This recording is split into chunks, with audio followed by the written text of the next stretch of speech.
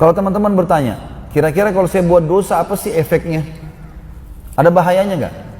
Ada bahayanya, dan luar biasa bahayanya. Di dunia akan datang bahaya yang berat, nanti kita sebutkan poin demi poin. Kalau meninggal tidak sempat taubat, sudah disiksa di dunia, di akhirat disiksa lagi. Yang pertama teman-teman, sempitnya hidup seseorang yang bermaksiat. Sumpek, gelisah, gundah. Gak ada orang yang buat maksiat itu lalu kemudian enak, gak ada. Bohong. Orang zina di kamar hotel, kemudian oh dia senang, enggak. Besok pagi dia bangun sumpeknya luar biasa. Gak tahu mau buat apa rasanya. Sumpek. Orang-orang non muslim tidak tahu harus kemana. Sumpek itu peringatan dari Allah supaya dia taubat, tapi dia gak ngerti. Dia ulangi lagi zina besoknya, bertumpuk-tumpuk kesumpekan itu. Bahkan akhirnya ujungnya dikuasai oleh syaitan, akhirnya bunuh diri atau bunuh orang atau malah mabuk-mabukan yang berlebihan dan seterusnya. Allah berfirman tentang masalah ini, sempitnya hidup dan akan ada kegundahan, kegelisahan. Tidak ada dosa yang tidak mengalami ini teman-teman sekalian. Di dalam Al-Quran surah Toha, surah nomor 20 ayat 124. Surah Toha, surah nomor 20 ayat 124. Bunyinya a'udzubillahi minasyaitonir rajim. Wa man a'rada 'an dzikri fa inna lahu ma'isyatan dhankan wa nahsyuruhu yaumal qiyamati 'ama. Dan barang siapa yang berpaling dari peringatanku, maksudnya kata ulama tafsir berbuat dosa. Allah suruh salat enggak mau salat. Allah suruh jujur malah bohong. Ya. Dia berpaling dari peringatan Allah, maka sungguhnya baginya penghidupan yang sempit. Kata ulama, sumpek, sedih, permasalahan yang tidak ada ujung-ujungnya. Dan kami akan menghimpunnya pada hari kiamat dalam keadaan buta. Kalau dia meninggal lagi tidak sempat taubat, di dunia sudah kena masalah, di akhirat lagi masalah lain. Yang kedua, orang yang berbuat dosa dan membuka pintu ini sesat dan jauh dari petunjuk. Susah untuk mendapatkan solusi dari masalahnya. Allah sebutkan dalam surah Al-Ahzab, surah nomor 33 ayat 36. Surah nomor 33 ayat 36. A'udzubillahi minasyaitonir rajim. Wa ma kana lil mu'minin wala mu'minatin idza qadallahu wa rasuluhu amran ay yakuna lahumul khiyaratu min amrihim. Wa may ya'sillaha wa rasulahu faqad dhalla dhalalan mubina. Tidak patut bagi laki-laki mengaku mukmin dan perempuan yang mengaku mukminah apabila Allah dan Rasulnya telah menetapkan satu ketetapan halal haram, silakan nikmati halal, silakan kerjakan perintah wajib atau sunnah, silakan jauh yang haram dan makruh, maka mereka masih punya pilihan lain. Tidak layak untuk orang mukmin itu nikmati halal, ya, tinggalkan yang haram. Itu kebahagiaan bagi seorang mukmin.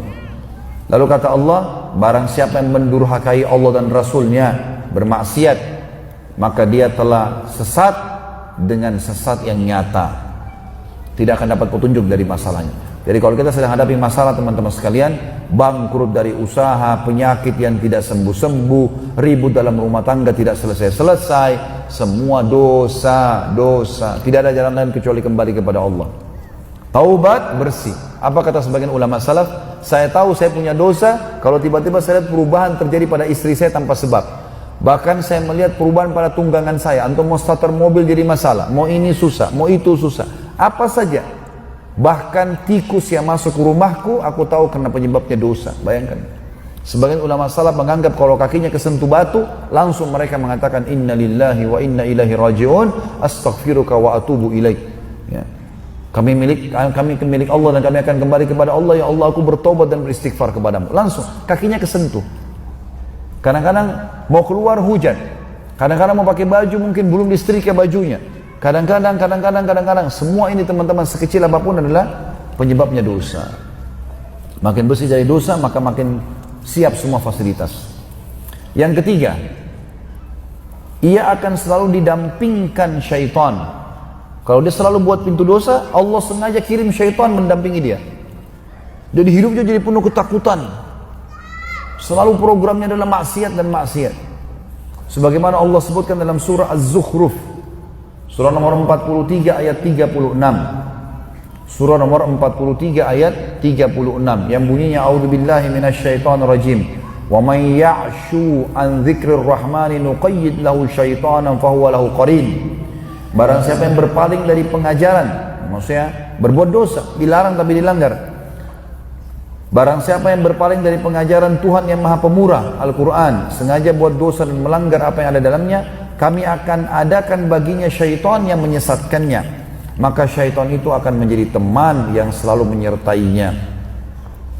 Yang keempat, terancam masuk neraka kalau tidak sempat taubat di akhirat. Sebagaimana Allah Subhanahu wa taala menjelaskan, kalau taubat, kalau meninggal tidak sempat taubat ini lebih berat lagi. Dalam surah An-Nisa, surah nomor 4 ayat 14. A'udzu billahi minasyaitonir rajim.